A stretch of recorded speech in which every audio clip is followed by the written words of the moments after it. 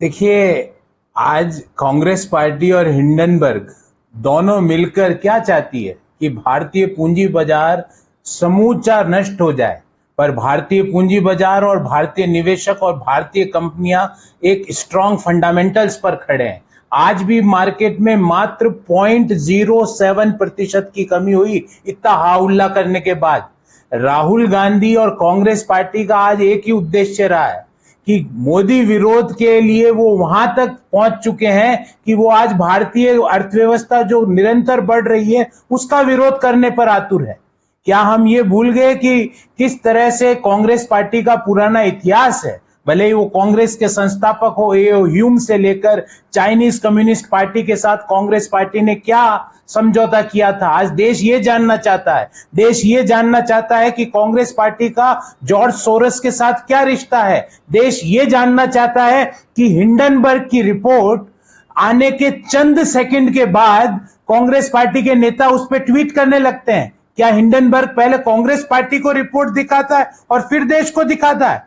क्यों हिंडनबर्ग घबराया हुआ है सेबी के शोकॉज नोटिस में, जिसमें कहा गया है कि हिंडनबर्ग ने अडानी समूह की कंपनियों के शेयर से 122 करोड़ रुपए का लाभ कमाया है शॉर्ट सेलिंग से। ये समूचा षड्यंत्र इसलिए रचा जा रहा है कि भारतीय अर्थव्यवस्था और मध्यम आय वर्गीय परिवारों के जो सपने हैं उनको नष्ट किया जा सके, सेंसेक्स की जो लगातार बढ़त है उसको नष्ट किया जा सके। पर मैं याद दिलाना चाहूंगा, ये भारतीय अर्थव्यवस्था स्ट्रांग फंडामेंटल्स पर खड़ी है, ये कंपनियों के स्ट्रांग प्रॉफिटेबिलिटी पर खड़ी है। इसको हिंडनबर्ग जैसे जो रिसर्च रिपोर्ट जिनका प्रयोजन सिर्फ भारतीय अर्थव्यवस्था को नष्ट करना और उस आग के अंदर घी डालने का काम जो राहुल गांधी और कांग्रेस पार्टी कर रही है, उसका भांडा फूट चुका है। आज देश कांग्रेस पार्टी से यह जानना चाहता है कि आप आज हिंडनबर्ग का जब आप उसका हिंडनबर्ग की रिपोर्ट का हवाला देते हो तो हिंडनबर्ग ने अडानी समूह से 122 करोड़ रुपया कमाया। क्या आपने कभी उनसे यह पूछा कि वो 122 करोड़ रुपया कहां गया? आपने शॉर्ट सेलिंग क्यों की? क्या कांग्रेस पार्टी ने कभी यह समझने की जरूरत करी कि देश में 2014 में डीमेट अकाउंटों की संख्या मात्र 2.2 करोड़ थी, जो आज बढ़कर 9 करोड़ हो गई है? ये क्यों हुआ है? क्योंकि निवेशकों में विश्वास जागा है। क्या कांग्रेस पार्टी ने कभी यह समझने की कोशिश करी कि मात्र पिछले 4 सालों में मार्केट से आईपीओ के जरिए कंपनियों ने 3.25 करोड़ रुपए एकत्रित करें? क्या कांग्रेस पार्टी ने यह समझने की जरूरत करी कि म्यूचुअल फंड इंडस्ट्री की जो साइज थी 2014 में 9.25 करोड़ थी, जो आज बढ़कर 65 लाख करोड़ रुपया हो गई? 9.25 लाख करोड़ रुपया से 65 लाख करोड़ रुपया 2014 से 24 का सफर है। 6 गुना से ज्यादा की बढ़त। डीमेट अकाउंट की संख्या में 15 गुना से ज्यादा की बढ़त। पिछले 4 सालों में 3.25 लाख करोड़ रुपया कंपनियों ने आईपीओ के जरिए एकत्रित किया है। इन सवालों का देश आज जवाब चाहता है। और कुछ सवाल कांग्रेस पार्टी से है। पहला सवाल, क्या कांग्रेस पार्टी ये बताएगी कि उनकी एनला चैंग मार्क किंगडम एंटरप्राइज से क्या रिश्ता है? क्या उनको वहां से पैसा मिलता है? क्या ओसीसीआरपी संस्था से पैसा मिलता है? क्या सोरोस फंडेड ओपन सोसाइटी से पैसा मिलता है? उनका क्या रिश्ता है? देश ये जानना चाहता है कांग्रेस पार्टी और उनके नेताओं से कि जो चाइनीज कम्युनिस्ट पार्टी के साथ जो समझौता हुआ उसका मसौदा देश के सामने क्यों नहीं अभी तक रखते? देश ये जानना चाहता है कि हिंडनबर्ग रिपोर्ट के आने के चंद सेकंड के अंदर कांग्रेस पार्टी के नेताओं ने ट्वीट कैसे कर दिया? क्या हिंडनबर्ग और कांग्रेस मिलकर देश की अर्थव्यवस्था को धूमिल करने के लिए ये रिपोर्ट बना रहे?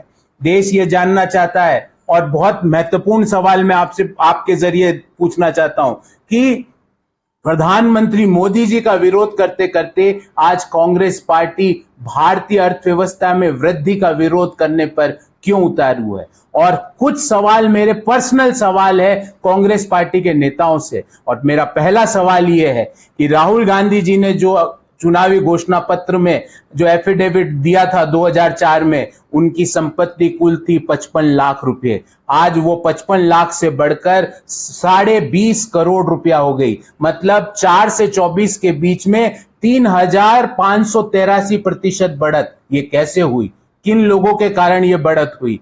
देश ये भी जानना चाहता है कि राहुल गांधी जी जब इन्वेस्टमेंट दिखाते हैं तो वो उन कंपनियों में इन्वेस्टमेंट म्यूचुअल फंड के द्वारा करते हैं जिन कंपनियों का वो दिन में विरोध करते हैं, और उसमें उनका म्यूचुअल फंड के जरिए इन्वेस्टमेंट है। देश ये भी जानना चाहता है कि जो कपिल सिब्बल जी, जो चिदम्बरम साहब, जिनकी संपत्ति आज कपिल सिब्बल साहब की जो संपत्ति है 4 से लेके 22 के बीच 18 वर्षों में 2748% बढ़ी है, और वो हिंडनबर्ग का सवाल उठाते हैं। अभिषेक मनु सिंघवी जी की संपत्ति 2006 से 24 के बीच 18 साल में 2311%, 2311% बढ़ी है, और वो हिंडनबर्ग के ऊपर सवाल करते हैं। चिदम्बरम जी, आपकी संपत्ति 2011 में चुनावी हलफनामे के अनुसार 12.03 करोड़ थी, जो 22 में आज बढ़कर 141 करोड़ हो गई। ये पैसा कहां से आया? ये कहां निवेश करते हो आप? देश के मध्यम आय वर्गीय परिवारों को भी बताओ कि ये इस तरह के निवेश का रिटर्न कहां से मिलता है कि आपकी संपत्तियां 10-10 साल में 3000 गुना बढ़ रही है, 2500 गुना बढ़ रही है। देश आज ये सवालों का उत्तर चाहता, और हिंडनबर्ग जैसे बायस्ड रिसर्च संस्था जो बायस्ड तरीके से अपनी रिसर्च रिपोर्ट करते हैं, और सेबी ने उनको शोकॉज नोटिस दिया था जून महीने में, उसमें साफ कहा कि आपने जो 122 करोड़ रुपए का लाभ कमाया शॉर्ट सेलिंग के द्वारा, उसका लेखा जोखा है, इसके बारे में आपको क्या कहना है? उसने उनका जवाब नहीं दिया, उन्होंने एक और रिसर्च रिपोर्ट दे दी। ये रिसर्च रिपोर्टें नहीं है, ये भारतीय अर्थव्यवस्था को धूमिल करने की हिंडनबर्ग की साजिश है, जिसमें कांग्रेस पार्टी घी डाल रही है। पर देश के लोग, देश की अर्थव्यवस्था, देश का स्टॉक मार्केट इतना स्ट्रॉन्ग फंडामेंटल पर खड़ा है कि इन तरह की रिपोर्टों को आज भी खारिज किया।